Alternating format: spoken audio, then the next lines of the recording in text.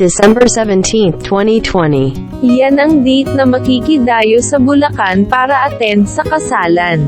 Bago pa dumating at umaga ay hinanda na ang lahat dahil malayo ang tutunguhan. Nagmadaling nagbiyahe at baka mahuli sa aming tagpuan. Ngunit sa hindi inaasahang pagkakataon ay may message pala na dapat na binasa. Hi, my name is Yeri M. Welcome to my channel.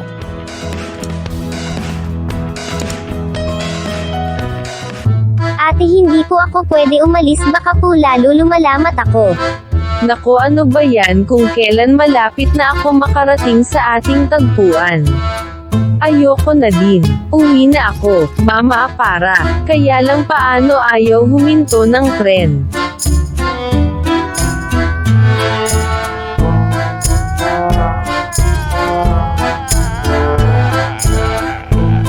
Tumuloy lang daw ako at sayang naman sa biyahe nga na ako kaso ayoko mag-isa at malayo doon. Diba total naka-face shield naman tayo so baka naman pwede na lang sumama ka. So dahil safe naman ang mata niya sa shield tumuloy na din kami at andito na Sakay uli sa LRT, nabuhayan ng loob kaya excited uli na makarating sa tagpuan.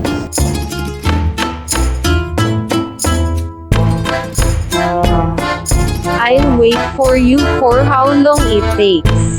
Ganun lang dapat ang attitude at ninais naman na ituloy ang laban. Ilang tren man ang lumagpas pasasaan ba at nakasakay ka naman kaya darating ka din. Bilangin ko na lang ilang paa ang hahakbang sa hagdan na iyan.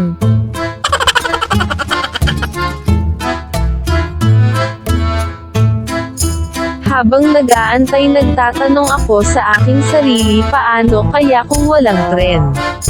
Malamang mamuti ang mata ko sa kantay at after 5 hours pa makarating ang ating kaibigan.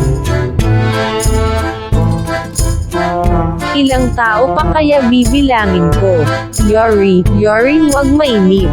Paumanhin ko at nililibang ko lang ang aking sarili.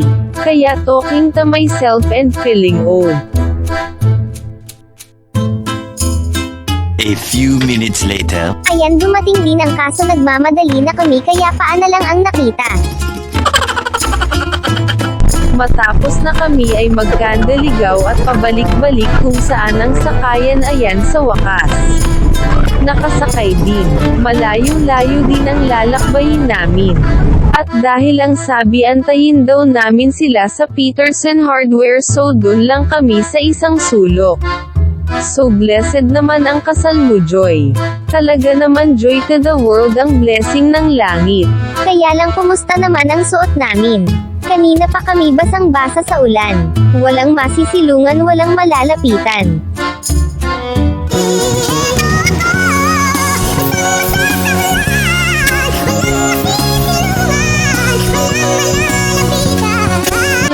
Siya nga pala hindi na namin naabutan ang kasalan kaya sa kainan na lang kami pupunta. Naku, nasira ang outfit ni Mother Dear at sinundo kami dahil walang sandatang payong.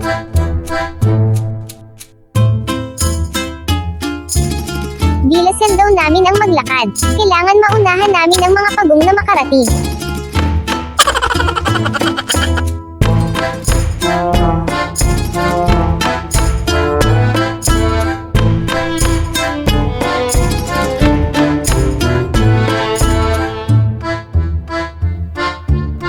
Ang ganda naman talaga ng buhay ng probinsya.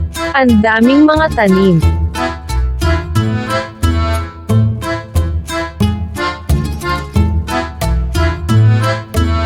Ayan na, so exciting naman. Asa na ang bagong kasal? Ano handa? Gutom na kami. Mga patay gutom talaga kayo. Ayan na ang bagong kasal. Magandang dilag, puso ko yung nabihan. Wala nang dinanais, ibigay ang labis ko.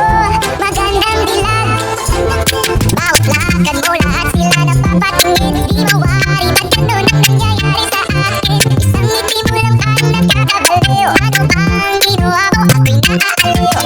Nakakanda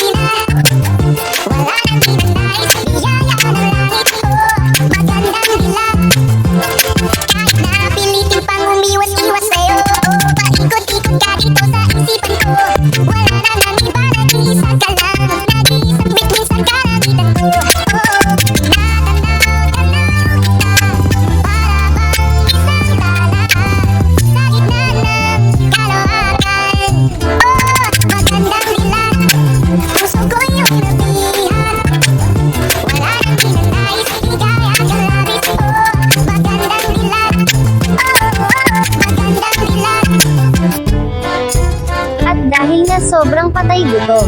Ayan tingin ko sa lahat ng ulam ay lechon. Kukuha ako ng madami akala nyo ha. Tara kain po tayo. Oha diba ang sarap yum. Sana may ikasal na naman para madami uli lechon. At syempre dahil nadiskubre ang camera kaya selfie naman tayo dyan.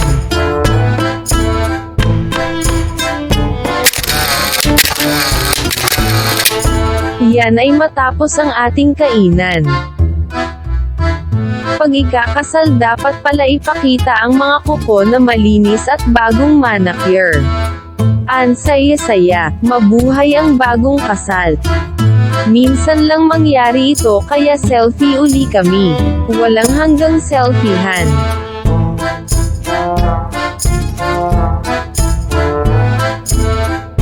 At syempre hindi dyan nagtatapos ang lahat. Dahil ang tunay na bida ay si Gabe. Gusto ko nga sana take home. Kaso wala ako dala supot ng hinayang tuloy ako.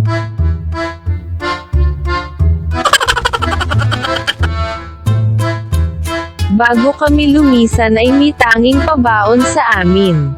Syempre mawawala ba naman ang lechon?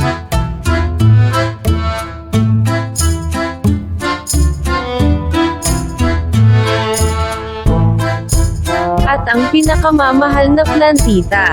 Dahil kanina ko pa talaga nais pumitas. Sana humayo kayo at magpakarami gaya ng mga bagong kasal. Sige na po kita-kits na lang po uli sa sunod na kasal. Surprise na lang kung sino yun. Sana lang invited uli ako. Para makatikim uli ng lechon at maka-take out ng plantita. Tara na uwi na tayo kaibigan at baka abutin pa tayo ng dilim sa daan. Hindi tayo nakapagdala ng langis pampahid sa bewang. Paano tayo makalipad niyan? Paalam po. Maraming salamat hanggang sa muli.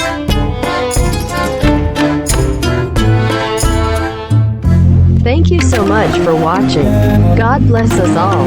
Please support my channel Yari M. Do subscribe, like and comment. Thanks.